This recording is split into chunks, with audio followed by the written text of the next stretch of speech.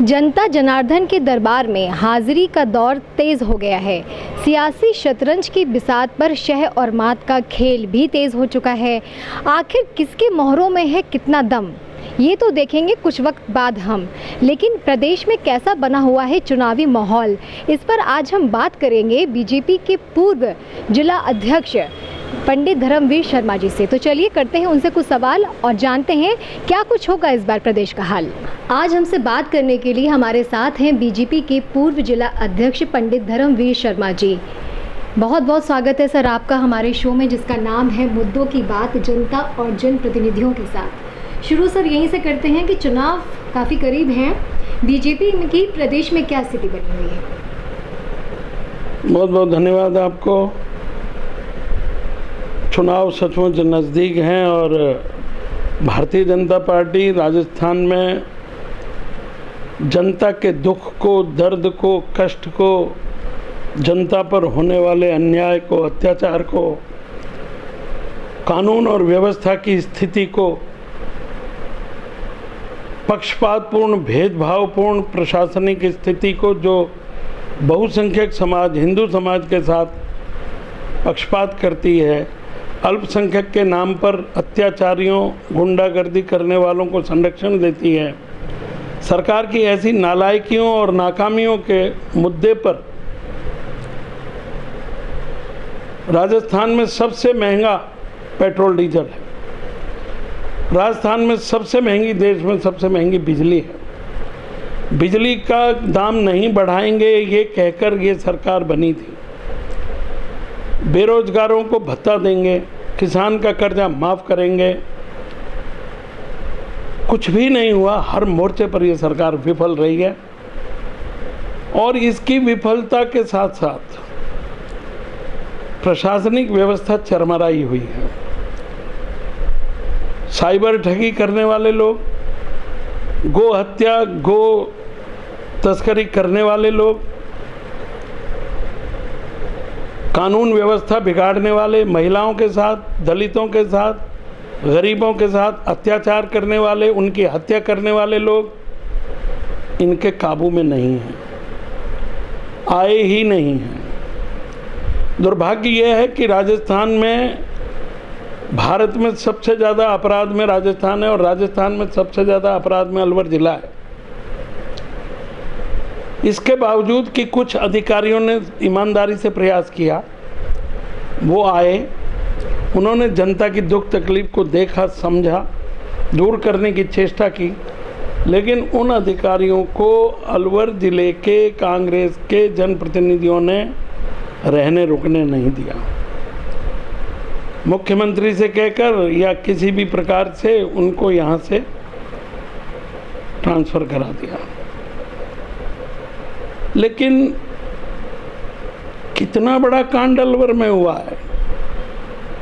हजारों बीघा जमीन सरकार की नालायक, अयोग्य लोगों को, जो केवल ज़िले के ही नहीं थे, राजस्थान के ही नहीं थे, भारत के भी अन्य प्रांतों से जिन लोगों को एसडीओ, तहसीलदार दोनों आपस में भाई भाई रिश्तेदारी निभाई, पैसे लिए, भूमि अलॉट कर दी, सुप्रीम कोर्ट के आदेशों की भी अवहेलना कर दी। टेला क्षेत्र में हुआ, जांच हुई, आवंटन निरस्त किए गए, लेकिन अपराधियों पर आज तक कोई कार्रवाई नहीं।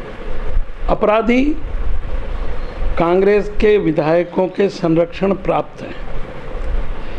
और मैं अगर ये कहूँ, पूरे राजस्थान में डर डर कर चलने वाली गहलोत सरकार ने अपने समर्थक विधायकों को खूब लूट मचाने की, भ्रष्टाचार करने की खुली छूट दे रखी है, तो ये गलत नहीं होगा। ऐसा चल रहा है और कांग्रेस के विधायक ये मान के काम कर रहे हैं कि आगे तो आना नहीं है, जो लूटा जा सकता है लूट लीजिए। बड़ी बुरी स्थिति है राजस्थान की, लेकिन पार्टी लगातार जागरूक रहकर जनता के मुद्दे उठाती रही है और जनता के मुद्दों के आधार पर 2/3 बहुमत से भारतीय जनता पार्टी की सरकार बनाने की तरफ पार्टी बढ़ रही है। सर, इस आने वाले चुनावों में बीजेपी के मुख्य मुद्दे क्या होंगे? मैंने अभी बता दिया, हरिजनों पर, महिलाओं पर बलात्कार, अत्याचार, हत्या, कानून व्यवस्था बिगड़ी हुई, सबसे ज़्यादा बिजली महंगी, सबसे ज़्यादा पेट्रोल डीजल महंगा, और हिंदू समाज के साथ, बहुसंख्यक समाज के साथ जानबूझकर उनके त्योहारों पर रोक लगाना, भेदभाव करना, पक्षपात करना, तुष्टीकरण की नीति रखना। क्या हुआ करौली में, क्या हुआ भीलवाड़ा में, क्या हुआ जोधपुर में, क्या हुआ उदयपुर में? नित नए काम हो रहे हैं, अपराधियों के हौसले बुलंद हैं, और अपराधी जानते हैं कि कांग्रेस की सरकार है, हमारा कुछ बिगड़ेगा नहीं। इस कारण से लोग डरे हुए भी हैं। ये मुद्दे हैं, भारतीय जनता पार्टी के पास मुद्दों की कोई कमी नहीं है। केवल राज बचाने के लिए, कुर्सी बचाने के लिए ही लगी रही सरकार, होटलों में पड़ी रही सरकार, जनता की तरफ से बिल्कुल उपेक्षित रही सरकार। मुद्दों पर हम अड़े हुए हैं, खड़े हुए हैं। पार्टी की संगठन की स्थिति भी बहुत मजबूत है। हम बूथ मतदान केंद्र तक ही नहीं, मतदान केंद्र के जो मतदाता सूची है उसके एक एक पन्ने के प्रभारी को हमने नियुक्त किया हुआ है। हम पन्ना प्रमुख के आधार पे अपने चुनाव की तैयारी में लगे हुए हैं, और हम लगभग तैयारी पूरी कर चुके हैं। हम उन विद्यार्थियों की तरह नहीं हैं जो परीक्षा के समय पर पढ़ें या रट्टा लगाएं। हम 24 घंटे 12 महीने चुनाव की तैयारी के लिए तैयार रहते हैं। हम तैयार हैं, और जनता का आशीर्वाद हमको ज़रूर मिलेगा। बल्कि मैंने पार्टी की मीटिंग में भी कहा था, जनता मन बना चुकी है भारतीय जनता पार्टी को शासन देने का। मैंने कार्यकर्ताओं से कहा था, अपनी तैयारी तेज करो, जनता हमसे तेज चल रही है, जनता देना चाहती है, हमको अपने लेने की झोली मजबूत करनी चाहिए। सर, अलवर ज़िले की बात करें तो गहलोत सरकार के अब तक के कार्यकाल में यहाँ पर आप किस तरह का विकास देखते हैं कि कितना विकास हुआ है, या फिर विकास के नाम पर यहाँ पे कुछ भी नहीं हुआ? ये तो नहीं कह सकते कि विकास के नाम पे कुछ भी नहीं हुआ। विकास जो हुआ है वो नाम मात्र का है, और वो जो विकास है वो हमारे खजाने के खर्च के मुकाबले 20% है। खर्च अगर 100 रुपया हुआ है, उस खर्च का 80 रुपये जितना विकास दिखना चाहिए वो 20 रुपये जितना भी नहीं दिख रहा है। कारण साफ है, अभी जल संसाधन के भारत सरकार के दिए हुए पैसे में खरीदे गए पाइपों में घोटाला हुआ है। पुराने पाइप लगा दिए हैं और घटिया पाइप लगा दिए हैं। सैकड़ों का नहीं, हजारों करोड़ रुपए का घोटाला हुआ है। करने वाले ठेकेदार हों, इंजीनियर हों, एमएलए हों, सबको कमीशन चाहिए, और सब कमीशन खा रहे हैं, जनता को खोखला कर रहे हैं, जनता के भारत के राजस्थान के खजाने को खोखला कर रहे हैं। सर, ज़िले में पानी के संकट की बात की जाए तो सालों से स्थिति जस की तस ही बनी हुई है, इस पर आप क्या कहेंगे? पानी का संकट मिटाने के लिए सरकार ने 3 बार धोखा दिया है। पहले कहा था कि हम चंबल का पानी लाएंगे, उसका आज तक एक कदम आगे नहीं बढ़ाया। घोषणा की, किया कुछ नहीं, बजटों में घोषणा की, फिर कह दिया कि दूसरी योजना से हम आपको पानी देंगे, वो भी कुछ नहीं हो रहा है। अलवर के विधायक संजय शर्मा जी कह रहे हैं, बार बार अलवर के लोग कह रहे हैं, सिलीसेठ झील से पानी अलवर लाया जाए। पुराने कलेक्टर ने, जितेंद्र सोनी जी ने सिलीसेठ से अलवर तक की नहर की सफाई कराई, अतिक्रमण हटवाए, वो अभी काम वहीं रुक गया है। शहर में पानी सिलीसेठ से लाने में अलवर ग्रामीण के विधायक और राजस्थान सरकार के मंत्री टीकाराम जूली सबसे बड़ी बाधा बने हुए हैं। अब मुझे समझ में नहीं आ रहा कि उनको इसमें क्या मिलने वाला है। अलवर के लोगों की हाय, अलवर के लोगों की कराह, अलवर के लोगों की बद्दुआ लेके उनको मिलेगा क्या? पर उनका सोच है, और बार बार बताने समझाने पर भी उनको समझ में नहीं आ रहा है। मुझे नहीं समझ में आता कि ऐसा वो क्यों कर रहे हैं। पानी की समस्या इनके काबू से बाहर हो चुकी और ये गंभीर भी नहीं है। शासन और प्रशासन अलवर की शहर और ज़िले की पानी की समस्या के समाधान के लिए गंभीर नहीं है। सर, अगर आपकी पार्टी इस बार सत्ता में जीत कर आती है तो आप पानी के संकट को दूर करने के लिए कौन से तरह के प्रयास करेंगे? सबसे पहले सबसे आसान तरीका है कि सिलीसेट का पानी लाया जाएगा। दूसरा, अलवर विधायक संजय शर्मा जी के प्रयास से और उनकी मांग से विधानसभा में, और उसके बाद 12 वीयर पर धरने पर बैठ गए वो नहर के बीच में, उससे अब जयसमंद बांध में इस बरसात में पानी आने की संभावना बनी है, बढ़ी है। जयसमंद बांध में पानी आएगा तब भी नीचे के लगभग 200 गांव में पानी का स्तर बढ़ेगा और पानी मिलना संभव हो जाएगा। तो सिलीसेट जयसमंद सबसे पहले आसान तरीका है और उसके बाद ERCP को मूर्त रूप में लाएंगे, क्योंकि अभी एक इंजन की सरकार है और तब डबल इंजन की सरकार हो जाएगी। सर, मुख्यमंत्री गहलोत जी कहते हैं कि हमने प्रदेश में काफ़ी विकास किया है, बहुत सी ऐसी विकासकारी योजनाएं हम लेकर आए हैं। आपके हिसाब से जो उनकी योजनाएं हैं उनमें आपको कुछ खामियां आती हैं नज़र, या वाकई में वो जो कहते हैं कि हमने विकास किया, विकास की योजनाएं उससे जनता को लाभ पहुँचा है? देखिए, जो मुख्यमंत्री अशोक गहलोत कहते हैं वो उनको कहना ही चाहिए। वो क्यों नहीं कहेंगे? कहने के अलावा कोई और चीज़ ही नहीं है उनके पास। लेकिन आपने पूछा कि उनके द्वारा बताई हुई विकास योजनाओं में क्या कमी नज़र आती है। मुझे तो वो विकास योजनाएं ही नज़र नहीं आ रही, उनमें कमी क्या बताऊं मैं आपको। सिवाय ज़बानी जमा खर्च के, बातूनी बात के, कोई ऐसा बजट नहीं है जिसमें अलवर ज़िले के लिए जो बोला हो वो कर दिया हो पूरा। एक भी बजट नहीं है। 4 साल पहले के बजट की भी मांगे अभी तक कार्रवाई नहीं हुई है। तो हाँ, लोगों को बहकाना, लोगों को भ्रमित करना और आशाएं जगा के उनको निराश करना, ये गहलोत जी की खूबी है। अब जब तक राज में है तब तक तो उनका कोई कुछ बिगाड़ नहीं पा रहा है, लेकिन मैं ज़्यादा बड़ी बात नहीं कहता, मैं भविष्यवक्ता भी नहीं हूँ। मुझे लगता नहीं है कि 20-25 सीट से ज़्यादा कांग्रेस ले पाएगी। लोग इतने दुखी हैं, बताया नहीं जा सकता। अलवर में तो इतना भारी भारी अत्याचार हुआ है।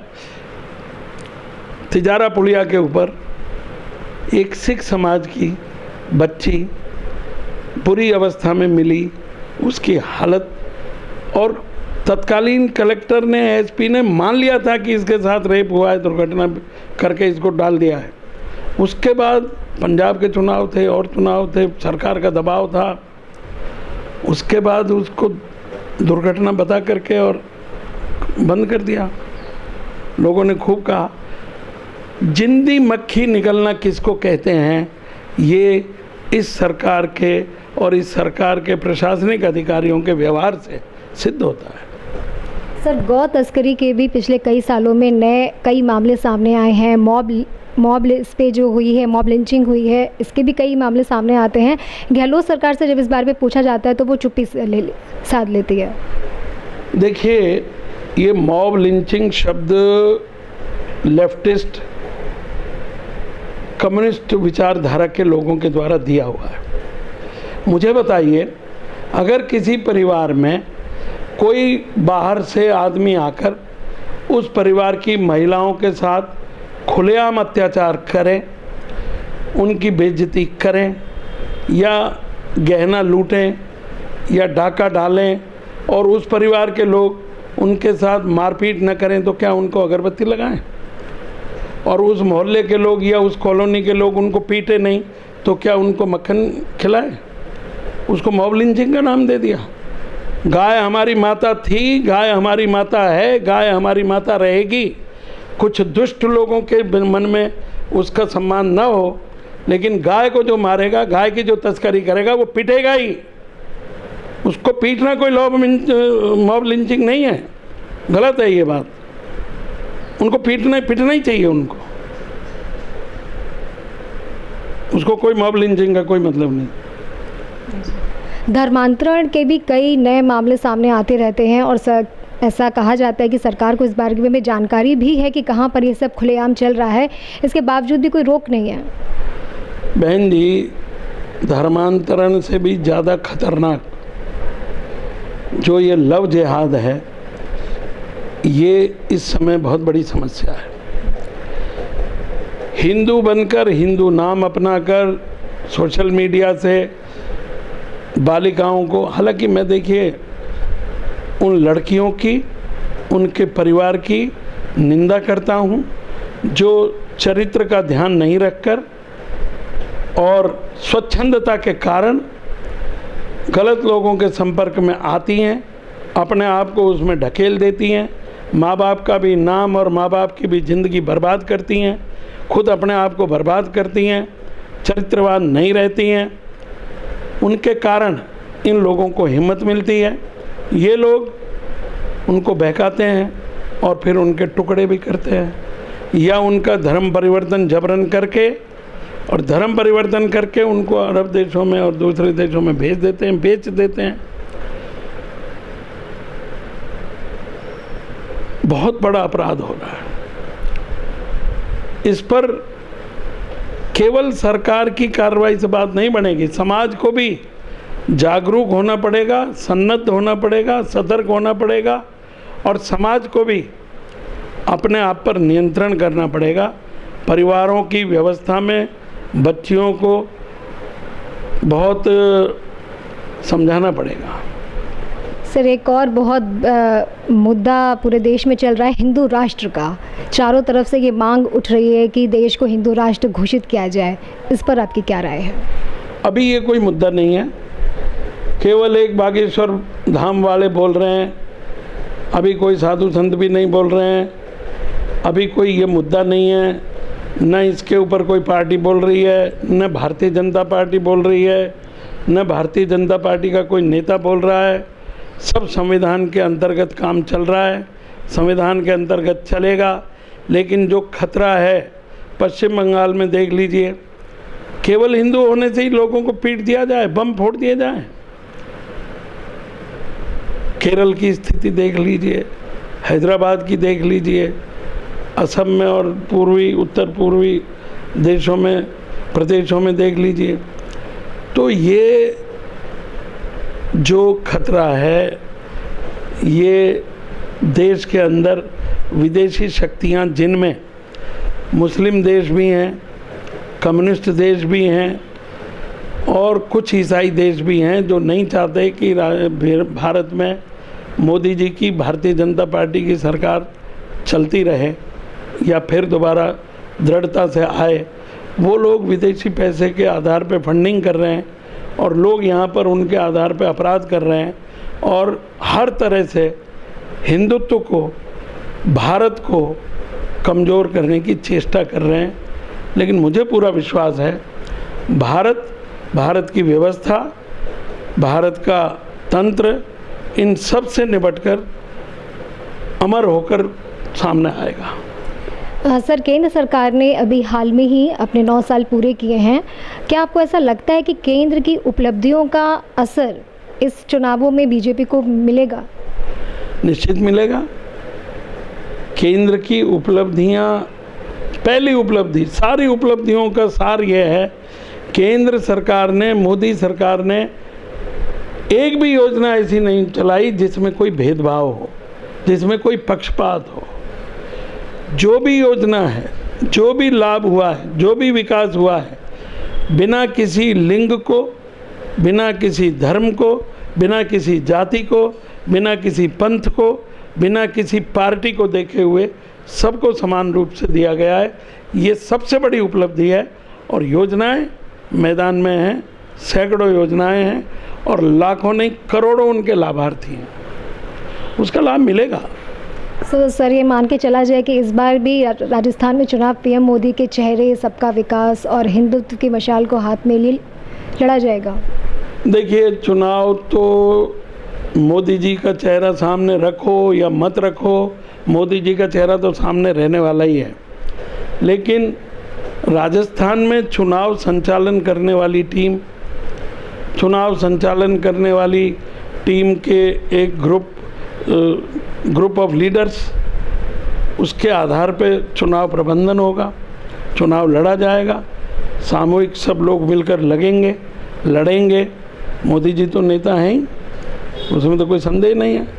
और फिर पार्टी हाईकमान जिनको भी योग्य समझेगा मुख्यमंत्री के लिए अवसर देगा, और हम मिलकर चुनाव लड़ रहे हैं, हम जरूर जीतेंगे।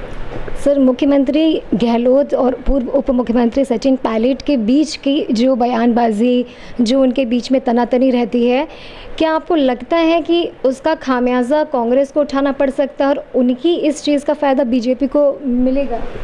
बीजेपी को फ़ायदा होने के लिए उनमें लड़ाई हो, ऐसा हम नहीं चाहते और ऐसा है भी नहीं। न तो पायलट की इच्छा है कि बीजेपी को फ़ायदा पहुंचाने के लिए वो लड़ रहे हैं, और न गहलोत की इच्छा है कि बीजेपी को फ़ायदा हो इसलिए हम लड़ रहे हैं। वो तो अपनी लड़ाई लड़ रहे हैं दोनों, और उनकी लड़ाई का फ़ायदा हो या नुकसान बीजेपी को, वो उतना महत्वपूर्ण नहीं है। लेकिन जो सबसे बड़ा नुकसान हुआ है इन दोनों की लड़ाई का, वो राजस्थान की जनता को हुआ है, राजस्थान के विकास को हुआ है, राजस्थान के प्रशासन को हुआ है, राजस्थान के शासन को हुआ है। और सिवाय कुर्सी बचाने और एक पद लोलुपता के लिए लड़ रहा है, एक पद बचाने के लिए लड़ रहा है, और जनता को जो है फुटबॉल बना रखा है। नुकसान जनता को हुआ है, नुकसान कांग्रेस को भी होगा, बीजेपी को फ़ायदा होगा, ये कोई उद्देश्य नहीं है, बाई प्रोडक्ट है। लेकिन जनता को इससे सबसे ज़्यादा नुकसान हुआ है, हो रहा है, अभी भी हो रहा है। सर, नुकसान की अगर मैं बात करूं तो एक और विद्यार्थियों को बहुत बड़ा नुकसान हुआ है गहलोत सरकार के अंडर में। पिछले 4 साल में 14 पेपर हुए लीक। विद्यार्थियों का कहना ये है कि सरकार की नाकामी का खामियाजा उनके भविष्य को उठाना पड़ा है। आज बहन जी मैं इस बात पे एक नई बात कह रहा हूँ, मेरे ध्यान में नहीं है कि राजस्थान में किसी नेता ने ये बात कही हो। मैं जो बात कहने जा रहा हूँ वो ये कि ये गहलोत सरकार की मिली भगत से ही पेपर आउट हुए होंगे, क्योंकि नौकरी देने को इनके पास पैसा नहीं, नौकरी हम नहीं दे रहे हैं ये दिखाना नहीं चाहते, तो इन्होंने ये चाल चली, नौकरी देने के लिए आवेदन मांग लिए, पेपर आउट करा के उनको बेकार कर दिया, नौकरी देनी भी नहीं पड़ी, और लोगों को लगा कि ये नौकरी देना चाहते हैं। ये गहलोत सरकार का षड्यंत्र है, ऐसा मेरा मानना है। ये बात अभी तक किसी ने कही नहीं। सर, हाल ही में अभी सी वोटर ने एक सर्वे किया था, उसमें गहलोत सरकार के लिए बड़ी अच्छी खबर निकलकर सामने आई थी। 49% जनता जो है राजस्थान की, वो पसंद कर रही है सरकार के काम को। आपको क्या लगता है, ये सर्वे बीजेपी को टेंशन में डाल सकता है? बीजेपी को कोई भी चीज़ टेंशन में नहीं डाल सकती, बीजेपी को अटेंशन में डाल सकती है। और बीजेपी का फार्मूला है नो टेंशन ओनली अटेंशन। ये सर्वे बहन जी, राजस्थान की जनता वो है जिसने मुगलों के पैर नहीं जमने दिए। राजस्थान की जनता उनकी अनुयायी है जिनने घास की रोटी खा करके आज़ादी की लड़ाई लड़ी। इनकी फ्री की इन दिखावटी लुभावनी योजनाओं का उपभोग बहुत से लोग करेंगे भी नहीं, और जो करेंगे वो इनके ऊपर बिकेंगे भी नहीं। वो आखिर ये किसका दे रहे हैं? ये इनकी जेब से नहीं जा रहा है, किसी मुख्यमंत्री या मंत्री की जेब से नहीं जा रहा है, ये हम लोगों के द्वारा, जनता के द्वारा दिए हुए टैक्स के खजाने का ही तो दे रहे हैं। और उसको ले भी लेंगे तो इनके ऋणी या इनके कर्जदार क्यों हो जाएंगे, इनके लिए क्यों बिक जाएंगे? हमारे द्वारा दिए हुए जनता के टैक्स का खजाना है, उसमें से अगर रिलीफ मिलता है तो लेना है, लेकिन उसके लिए बिकना नहीं है। उसकी वजह से कोई कांग्रेस को या गहलोत को वोट दे देंगे, उसमें कोई फ़र्क नहीं पड़ेगा। राजस्थान के मतदाता बहुत बुद्धिमान है। सर, आखिरी सवाल मेरा बस आपसे यही कि इस चुनाव में बीजेपी कितनी सीटों पे जीत दर्ज करेगी? देखिए, मैंने फिर दोबारा कह रहा हूँ, मैं भविष्यवक्ता नहीं हूँ, लेकिन मुझे जो लगता है 2/3 से ज़्यादा बहुमत मिलेगा, 3/4 भी मिले तो आश्चर्य नहीं होना चाहिए। तो ये थे हमारे साथ पंडित धर्मवीर शर्मा जी, जिनका ये कहना है कि आने वाले राजस्थान चुनाव में बीजेपी दर्ज करेगी शानदार जीत। कैमरा पर्सन सचिन के साथ मैं साक्षी गुप्ता, ATL न्यूज़।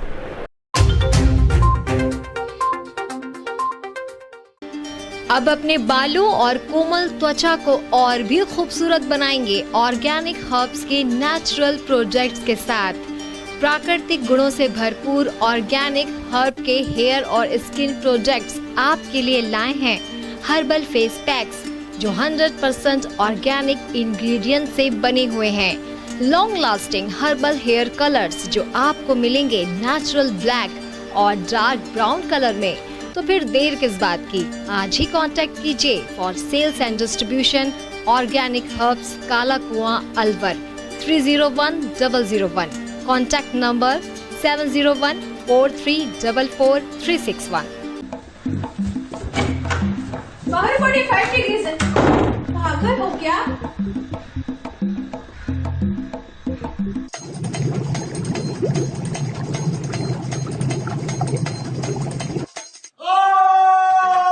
अब ये तो होना ही था, इसलिए ले आइए सुरक्षित कवर, जिसकी 9 लेयर टेक्नोलॉजी रखे आपके पानी को गर्मी में ठंडा और सर्दी में नॉर्मल। Order now. रोजमर्रा के सामान की बेहतर क्वालिटी के साथ आपके भोजन के स्वाद को भी बढ़ाने आ गया है बहुरानी सुपरमार्ट प्राइवेट लिमिटेड अलवर। यहाँ मिलेंगे आपको शुद्ध और हेल्दी उत्पाद। इनमें शामिल है शुद्ध इलायची, मुल्तानी मिट्टी सोप, स्वादिष्ट छोले भटूरे के लिए छोले और मैदा, काला नमक, स्वाद और शुद्धता की पहचान स्पेशल पोहा, नीम बाथिंग सोप, शुद्ध मसाले, स्वादिष्ट व्यंजनों के लिए बेसन, चक्की फ्रेश आटा, हल्दी पाउडर, धनिया पाउडर, शुद्ध सूजी, चीनी सहित अन्य उत्पाद। निकटतम स्टोर पर जाएं या व्हाट्सएप करके ऑनलाइन ऑर्डर पाएं और घर बैठे डिलीवरी पाएं।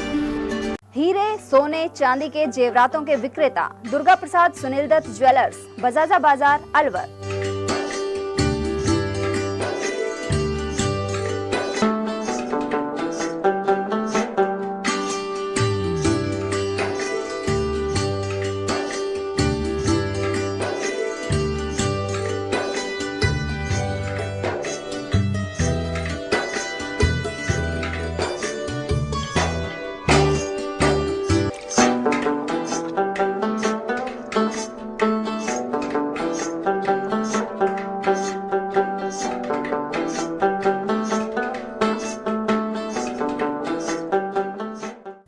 सोने चांदी के जेवरातों के विक्रेता दुर्गा प्रसाद सुनील दत्त ज्वेलर्स, बजाजा बाजार, अलवर।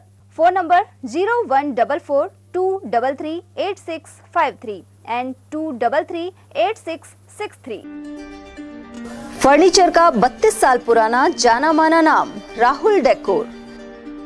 यहाँ आपकी लाडली बिटिया के लिए अथवा अपने घर के लिए सभी प्रकार का सागवान का फर्नीचर उपलब्ध है।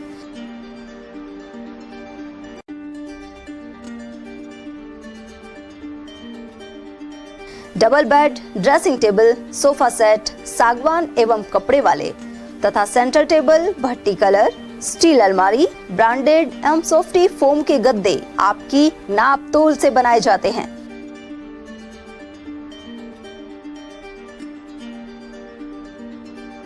सभी सामान एक ही छत के नीचे उपलब्ध। हमारा पता है अलवर बोर्ड, जैसवंत तिराहे से पहले, कटी घाटी, Alwar. Contact number 9414019769 and 9414019768। ATL द्वारा गर्मी के मौसम में वन्य जीवों के लिए जारी मुहिम के तहत काफी वर्षों से पानी और चारा बालाकिला जंगल में भेजा जा रहा है। मकसद यह है कि बेजुबान जानवरों को इस तेज गर्मी में पानी और चारे के लिए भटकना ना पड़े। ATL की इस मुहिम में आप लोग भी हमारे साथ सहयोग कर मूक प्राणियों की सेवा के जरिए पुण्य लाभ उठाएं। संपर्क करें मुकेश गुप्ता, निदेशक ATL, मोबाइल नंबर 9414019207।